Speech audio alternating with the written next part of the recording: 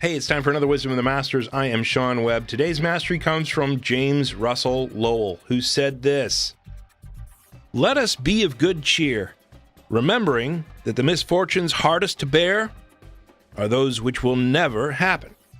And so this reminds us that in our imagination are created a lot of potential issues for us to have to deal with in preparation of us having to deal with them. Our imagination is one of those things that is designed to help us survive from one moment to the next by imagining potential life-threatening situations or troublesome situations that we would then be able to work our way through because we have proactively planned for what we're going to do if this bad thing occurs. But the reality is that most of the bad things that we imagine, because of that function of our brain imagining those horrible scenarios for us to have to deal with, is that none of those horrible scenarios will come true, and most of those things will just simply remain in imagination, never to have to be dealt with.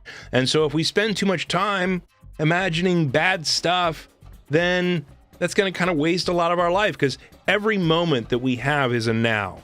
And every now that we waste in imagining our future troubles is simply that. It's simply a waste. Now, there are some calculated risks in life that we want to certainly take into account. And like if we're going into a meeting, let's say, or we're going into a situation where the outcome isn't certain and it could go one of two ways or one of a few ways, we want to have a plan of action based on every potential that could come out of that situation.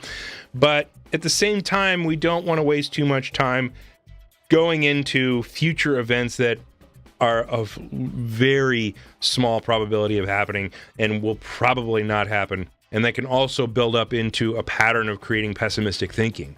And so we simply must remember that a lot of the worries that we have will never come to pass. Maybe we should take a little advice in that we shouldn't maybe worry about as many of those because they'll never come to pass.